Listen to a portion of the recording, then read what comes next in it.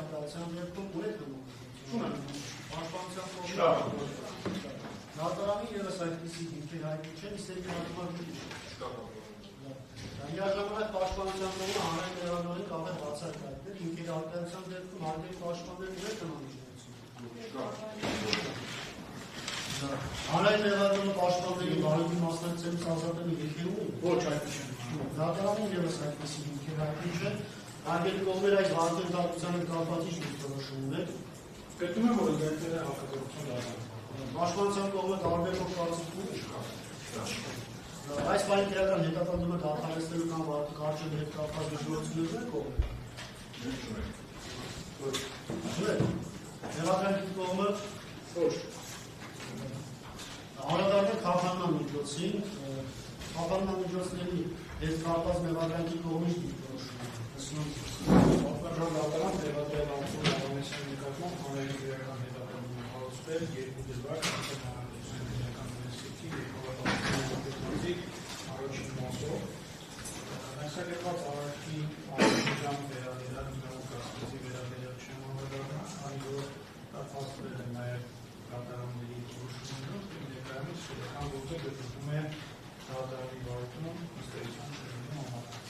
Պատմական դատարանը ինքնավանամբ հարկային և շարունակում է պահպանվել, գործի քննության կոչիկովելու քրեական դատավարությանը մասնակցող անձանց նկատմամբ ազատության գործառույթի և արտասահման գործիքների միջադեպերով հավանականություն, այսինքն այն հիմքը, որը արձանագրվել է առաջին արձանի դատարանի կողմից, դեռևս նախաձեռնությամբ ունեն կարգավորիչություն դերում։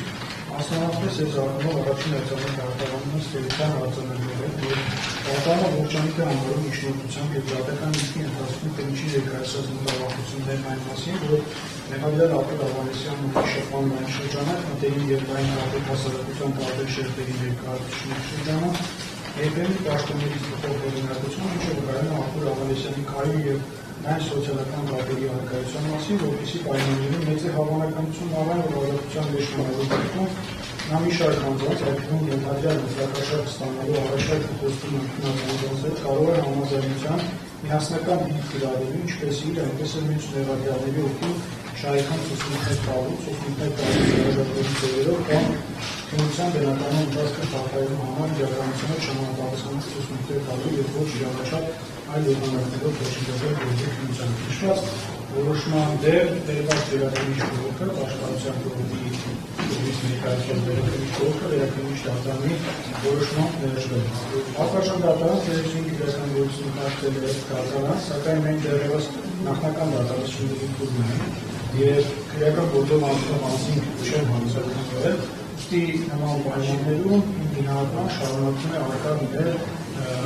նշված ինքը, բացի դրանից այստեղ կարևոր նշանակություն ունի նաև կատարված արարքի հանրային հետաքրքրության բնույթի և աստիճանի գնահատումը, մասնավորապես իմ նշած հանգամանքների համատեքստում անդրադառնալով Արտուր Հովհաննեսյանի դերսակերտող արարքին պետք է փաստել, որ նրան դերսակերտում է երկու դրվագ ծանր անձնանքների կատարում, որոնց համար որպես պատիժ նախատեսված է բացառապես ազատազրկման ձևով 3-ից 6 տարի ժամկետով, հետևաբար այդ հանգամանքների մշտական կողմից քիչ առաջ նշած հանգամանքների համակցության մեջ գնահատելով գտնում եմ, որ խափանման ընտրված որպես խափան միջոց ընտրված կալանքը պահպանելու անհրաժեշտությունն առկա է, բարույթի բնականon ընթացքն ապահովելու նպատակով, ուստի միջնորդում եմ Արտուր Հովհաննեսյանի նկատմամբ որպես խափան միջոց ընտրված կալանքի ժամկետը երկարաձգել 3 ամսով։ Մյուս մեղադրանքների մասով ինչ կասեք։ Մեղադրանքներից Գերամ Զաքարյանը վերսադրվում է միջին դահանության հանցանքի կատարում Հայաստանի Հանրապետության Տերական Օրենքի 267 հոդվածի